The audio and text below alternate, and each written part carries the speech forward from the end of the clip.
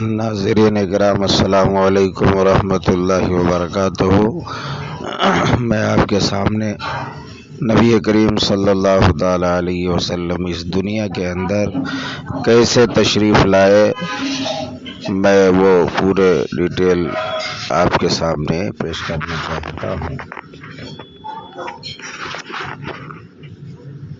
رسول کرم صلی اللہ علیہ وسلم نے فرمایا اول ما خلق اللہ النور، یعنی اللہ تعالیٰ نے سب سے پہلے میرے نور کو پیدا فرمایا۔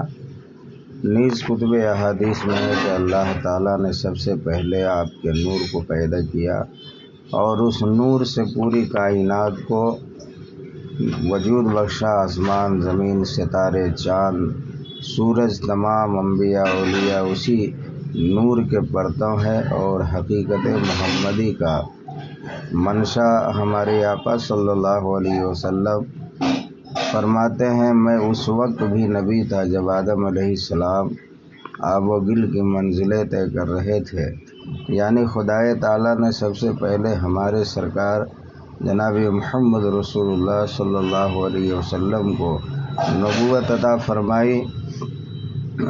اگرچہ آپ کا ظہور سب سے آخر میں ہوا، آسمان و زمین اور دیگر چیزوں کی پیدائش کے بعد جب اللہ تعالیٰ نے زمین میں اپنا خلیفہ اور نائب بنانا چاہا اور نور محمدی سے عالم کو روشنی بخشنا چاہا، تو اس نے آدم علیہ السلام کو پیدا کیا اور نور محمدی ان کی پیشانی میں ظاہر ہوا۔ پھر وہ نور حضرت عیسیٰ علیہ السلام کی طرف منتقل ہوا۔ آپ بڑے ہی برگزیدہ پیغمبر آدم علیہ السلام کے جانشین اور ان کی اولاد میں اشرف و اکرم تھے۔ پھر وہ نور اصلاب طاہرہ اور ارحام طیبہ میں منتقل ہوتا رہا۔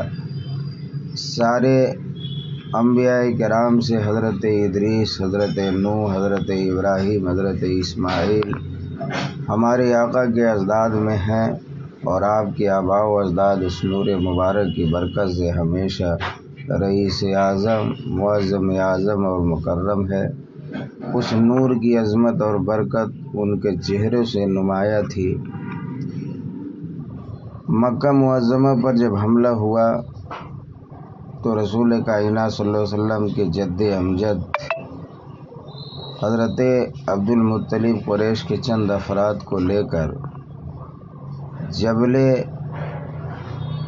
سبیر پر چڑھ گئے۔ اس وقت نور محمدی عبد المطلب کی پیشانی میں بشکل ہلال نمودار ہو کر اتنا روشن اور درخشاں ہوا کہ اس کی شعاع سے خانہ کعبہ منور و تابہ ہو گیا۔ حضرت عبد المطلب نے یہ کیفیت دیکھ کر قریش سے کہا کہ یہ نور جو میری پیشانی سے چمک کر خانہ کعبہ پر اپنی روشنی بکھیر رہا ہے، یہ اس بات کی دلیل ہے کہ ہم غالب رہیں گے۔ ابرہہ کے لشکروں نے حضرت عبد المطلب کے اونٹ پکڑ لیے تھے۔ انہیں حاصل کرنے کے لیے حضرت عبد المطلب ابرہہ کے پاس تشریف لے گئے۔ ان کے چہرے سے عظمت اور بزرگی نمایاں تھی۔ ابرہہ دیکھتے ہی تخت سے تعظیم و تکریم کے لیے اٹھ کھڑا ہوا اور عبد المطلب کو اپنے برابر بیٹھایا۔ پوچھا، آنے کا مقصد کیا ہے؟ آپ نے فرمایا کہ آپ کے فوجی میرے اونٹ کو پکڑ لائے ہیں، انہی کے لیے میں حاضر ہو گیا ہوں۔ ابرہہ نے فوراً انہیں اونٹ واپس کرنے کا حکم دیا اور کہا، تمہاری عزت و عظمت میرے دل میں اس طرح جاگزی ہو چکی تھی کہ اگر تم کعبہ کی حفاظت کے سلسلے میں کوئی بات کرتے تو میں منہدم نہ کرتا۔ عبد المطلب نے کہا، یہ گھر خدا کا ہے اور وہ خود ہی اس کو بچائے گا۔ چنانچہ جب بادشاہ کا لشکر ہاتھیوں پر سوار ہو کر خانہ کعبہ کی طرف بڑھا تو اللہ تعالیٰ نے اوپر طیر ابابیل کو بھیجا اور ان پرندوں نے سارے لشکریوں کو ہلاک اور تباہ کر دیا۔ حاصل کلام یہ ہے کہ نور محمدی صلی اللہ علیہ وسلم ایسی عظمت اور بزرگی تھی کہ اس کے سبب بڑے بڑے بادشاہ ہیبت زدہ ہو جاتے اور تعظیم و تکریم بجا لاتے۔ حضرت عبدالمطلب نے خواب میں چاہے زمزم کی جگہ دیکھی۔ چاہے زمزم کی اصل تو حضرت اسماعیل علیہ السلام سے ہے، جب ان کے والد حضرت ابراہیم علیہ السلام انہیں اور ان کی والدہ حضرت حاجرہ رضی اللہ تعالی عنہا کو بے آب و گیا میدان میں بحکم الہی چھوڑ آئے اور گزارے کے لیے ایک مشک پانی اور کچھ فوارے دے گئے۔ پانی ختم ہونے کے بعد حضرت اسماعیل علیہ السلام بے قرار ہوئے تو اس وقت حضرت جبریل علیہ السلام کے پر مارنے سے یہ پانی نکلا اور حضرت حاجرہ نے اسے گھیر دیا تو اس کی صورت ایک کنویں کی ہو گئی۔ رسول کریم صلی اللہ علیہ وسلم نے ارشاد فرمایا، اگر حاجرہ پانی نہ گھیرتی تو اس پانی سے سارا عالم سیراب ہو جاتا۔ حضرت اسماعیل علیہ السلام کے زمانے کے بعد ایک مدت تک یہ کنواں رہا، پھر پٹ گیا اور یہاں تک کہ لوگ وہ جگہ بھول گئے۔ حضرت عبدالمطلب نے وہ جگہ خواب میں دیکھی اور اسے کھودنے کا ارادہ کیا تو قریش نے رکاوٹ پیدا کر دی اور لڑائی کے لیے آمادہ ہو گئے۔ اس موقع پر حضرت عبدالمطلب کا کوئی تعاون نہ تھا، کوئی معاون نہ تھا، ان کی اولاد بھی ایسی نہ تھی جو ساتھ دے سکے، صرف ایک بیٹا تھا اور وہ حضرت عبدالمطلب قریش سے لڑے، بفضلہ تعالی غالب ہوئے، چاہے زمزم کی کھدائی شروع کر دی۔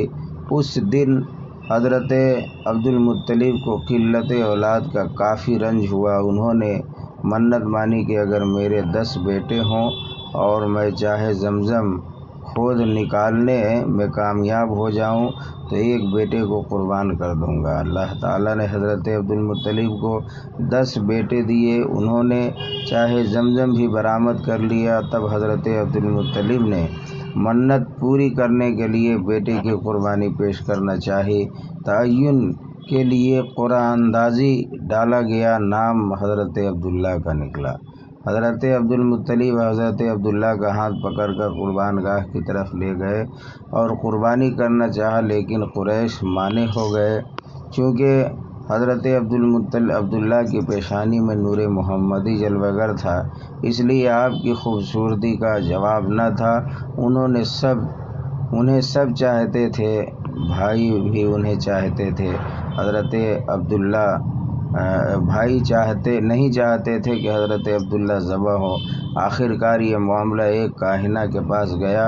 اس نے کہا کہ اس طرح قرعہ ڈالو کہ 10 اونٹوں کا نام لکھو اور عبداللہ کا نام لکھو، اگر اونٹوں کا نام نہ نکلے تو 10 اونٹ اور بڑھاؤ اور بڑھاتے جاؤ یہاں تک کہ اونٹوں کے نام قرعہ نکلے۔ حضرت عبداللہ نے ایسے ہی کیا، ہر بار حضرت عبداللہ کا نام قرعہ میں نکلتا، یہاں تک کہ جب 100 اونٹ کی گنتی پوری ہو گئی تب اونٹوں کا نام نکلا۔ حضرت عبداللہ نے اونٹوں کی قربانی پیش کی اور نذر کو پوری کیا۔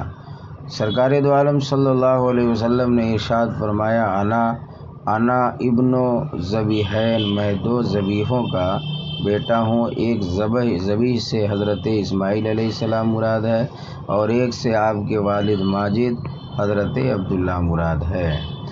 جب سرکار دو عالم صلی اللہ علیہ وسلم کا نور مبارک حضرت عبداللہ سے منتقل ہو کر آپ کی والدہ ماجدہ حضرت آمنہ کے شکم اطہر میں آیا اور آپ پر امید ہو گئی تو اس سال قریش پر بہت ہی زیادہ خیر و برکت کا نزول ہوا، قحط سالی دور ہوئی، بارش کا نزول ہوا، زمینیں شاداب ہو گئی، جس کی وجہ سے قریش نے اس سال کا نام سنۃ الفتح والابتہاج رکھا، یعنی فتح اور خوشحالی کا سال۔ ابھی عمل کے 2 مہینے ہی حمل کے گزرے تھے کہ حضرت عبداللہ کا مدینے میں انتقال ہو گیا۔ واقعہ یوں پیش آیا کہ آپ قافلہ قریش کے ساتھ بغرض تجارت ملک شام گئے ہوئے تھے، واپسی پر بیمار ہو گئے اور اپنے ماموں کے پاس مدینہ میں رک گئے اور وہیں آپ کی وفات ہو گئی۔ ایام حمل میں آپ کی والدہ ماجدہ کو کوئی تکلیف اور گرانی جیسی حمل والیوں کو ہوا کرتی ہے محسوس نہیں ہوئی۔ اسی دوران آپ نے خواب میں دیکھا کہ ایک شخص کہہ رہا ہے کہ تیرے حمل میں ایسا بچہ ہے جو سارے عالم کا سردار ہے۔ جب وہ بچہ پیدا ہوا تو اس کا نام محمد رکھنا۔ اس وقت ولادت آپ نے دیکھا ان سے ایک نور نکلا جس کی روشنی انہیں شام کے محلہ دکھائی دے رہی تھی۔ حدیث صحیح میں ہے کہ آپ نے فرمایا کہ میں ابراہیم علیہ السلام کی دعا ہوں۔ حضرت عیسیٰ علیہ السلام کی بشارت میری والدہ نے جو دیکھا اس سے یہی نور مراد ہے، اور دعا ابراہیم سے وہ دعا مراد ہے جو حضرت ابراہیم علیہ السلام حضرت اسماعیل علیہ السلام نے مکہ میں کعبہ کی تعمیر سے فراغت کے بعد مانگی تھی۔ وہ دعا یہ ہے کہ ربنا وابعث فیہم رسولا منہم یتلو علیہم آیاتک ویعلمہم الکتاب والحکمت ویزکیہم انک انت العزیز الحکیم۔ اے ہمارے رب، اور بھیج ان میں ایک رسول انہی میں سے ان پر تیری آیتیں تلاوت فرمائے اور انہیں تیری کتاب اور پختہ علم سکھائے، انہیں خوب ستھرا فرما دے۔ بے شک تو ہی غالب حکمت والا ہے۔ اور بشارت عیسیٰ سے وہ بشارت مراد ہے جو انجیل میں ہے، اور سورہ صاف میں اس کا ذکر اس آیت کے کریمہ کے اندر ہے۔ وَمُبَشِّرًا بِرَسُولٍ یَأْتِی مِن بَعْدِ اسمہ احمد۔ ایک پیغمبر کی خوشخبری دیتا ہوں جو میرے بعد آئیں گے، ان کا نام محمد ہوگا۔